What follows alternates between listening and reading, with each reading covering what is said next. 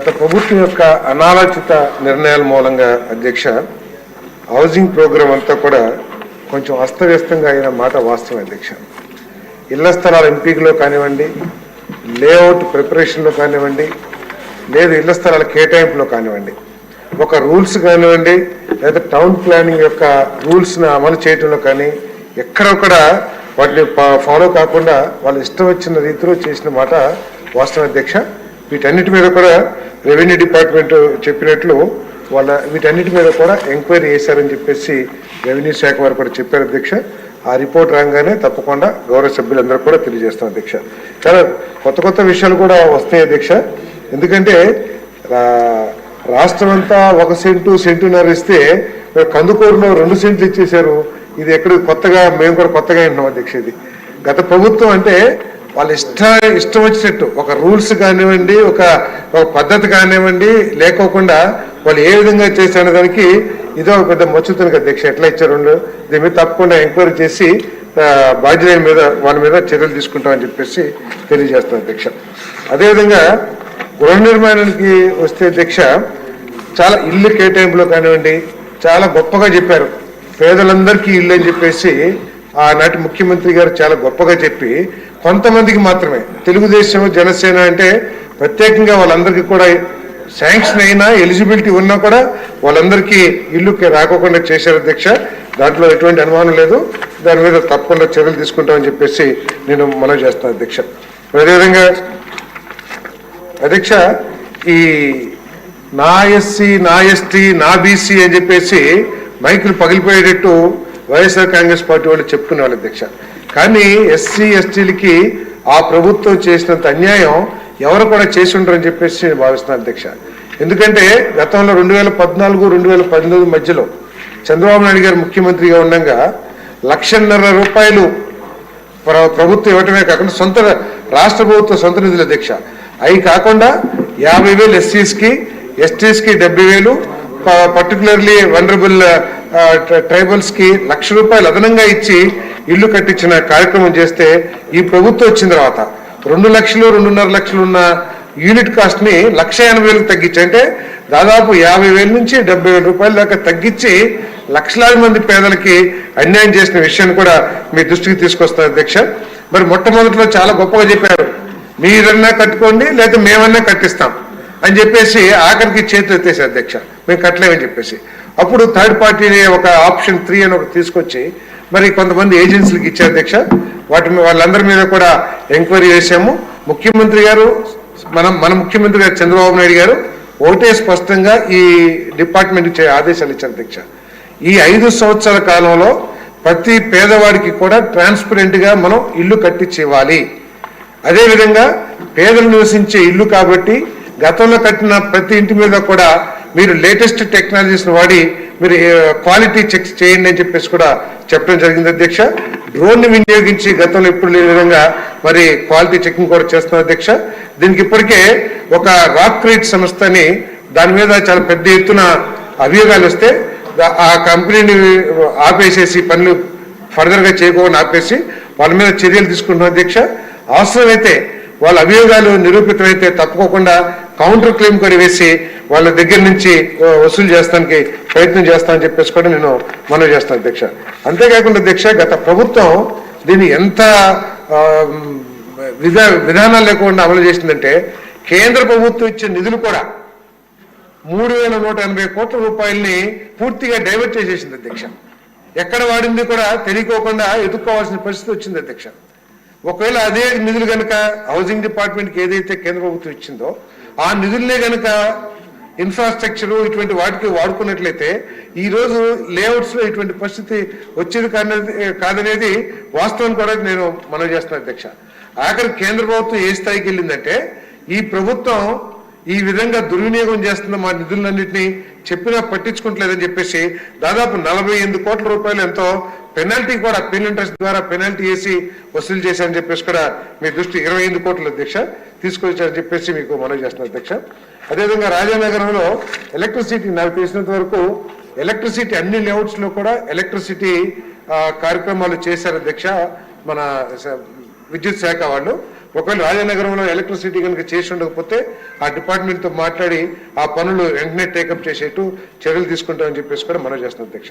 అధ్యక్ష, పట్టాలన్నీ దళారుల దగ్గరే ఉండిపోయినని చెప్పేసి చాలా మంది గౌరవ సభ్యులు చెప్తున్నారు అధ్యక్ష. మరి ముఖ్యమంత్రి గారికి కూడా చెప్పాం. ముఖ్యమంత్రి గారికి చెప్తే మన చంద్రబాబు నాయుడు గారికి వారు ఎక్కడైనా సరే పట్టాలు పంపిణీ చేసి ఉండకపోతే ఆ పట్టాలని మన ప్రభుత్వ నిబంధనల ప్రకారం, మన ప్రభుత్వ ఆలోచన ప్రకారం ఇమీడియట్ గా డిస్ట్రిబ్యూట్ చేయండి, ఆ డిస్ట్రిబ్యూషన్ లో ట్రాన్స్పరెన్సీ ఉండాలని చెప్పేసి కూడా చాలా స్పష్టంగా చెప్పారని చెప్పేసి నేను మనవి చేస్తున్నాను అధ్యక్ష. అదేవిధంగా 10,000 మంది ఎలిజిబుల్ ఉన్నారని చెప్పేసి మరి ఎమ్మెల్యే గారు చెప్పారు రామకృష్ణ గారు. తప్పకోకుండా మీ అందరికీ మనవి చేసేది ఏంటంటే ఇప్పటికే సర్వేస్ మొదలు పెట్టాం. తమరు కూడా హౌసింగ్ డిపార్ట్మెంట్ అవసరమైతే అధ్యక్ష ప్రతి డిస్ట్రిక్ట్ లో కూడా గౌరవ శాసనసభ్యులు టైం తీసుకుని, గౌరవ మంత్రులు టైం తీసుకుని రివ్యూ పెడతాం అధ్యక్ష. మీరందరూ కూడా ఎంతమంది ఉంటే అంతమందికి ఎలిజిబిలిటీ మన లిస్టులు ఇస్తే వాటిలో ఎలిజిబిలిటీ చెక్ చేసి వాళ్ళందరికీ కూడా ఇల్లు కేటాయించే కార్యక్రమం చేస్తామని చెప్పేసి కూడా ఈ సందర్భంగా తెలియజేస్తాను అధ్యక్ష. PMAY 2.0 అని చెప్పేసి కొత్త స్కీమ్ మార్చి నుంచి స్టార్ట్ అవుతుంది. సర్వేస్ మొదలు పెట్టాం కాబట్టి దయచేసి దీన్ని తప్పుకోకుండా అందరు గౌరవ సభ్యులు కూడా వినియోగించుకోవాలని చెప్పేసి మనం చేస్తున్నాం అధ్యక్ష. అదేవిధంగా 2014-19 బకాయిలు ఉన్నాయని చెప్పారు అధ్యక్ష. ఇది నిజంగా చాలా దారుణమైన విషయం అధ్యక్ష.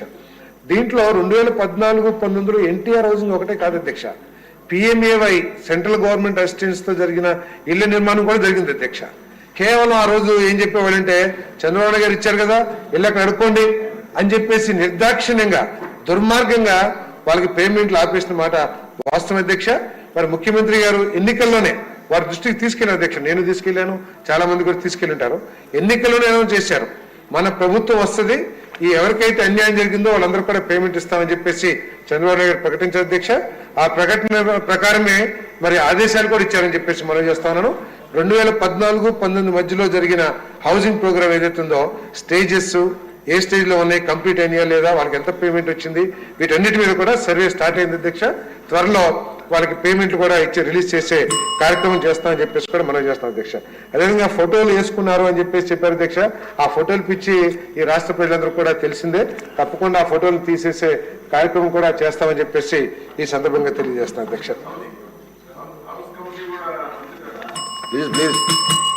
అధ్యక్ష, ఇంటూ నాగేశ్వర గారు చెప్పారు అధ్యక్ష, కేవలం అప్రూవ్డ్ ఏమిటి లేకుండా ఇందాక చెప్పాను కదా అధ్యక్ష, టౌన్ ప్లానింగ్ కానివ్వండి, లేకపోతే మున్సిపల్ రూల్స్ కానివ్వండి, పంచాయతీ రూల్స్ కానీ ఇష్టం లేకోకుండా ఇప్పుడు 1000 ఇళ్ళు కట్టినప్పుడు వాళ్ళకి భవిష్యత్తులో ఏం అవసరాలు ఉంటాయి, అక్కడ కమ్యూనిటీ రిక్వైర్మెంట్స్ అని ఆలోచించుకోకుండా ఇష్టం వచ్చినట్లు వాళ్ళు ప్లాట్లు వేసేసి వాళ్ళందరికీ ఇచ్చిన మాట వాస్తవం అధ్యక్ష. లబ్ధిదారులు ఎక్కడ ఉన్నారో కూడా తెలియదని చెప్పి చెప్తున్నారు.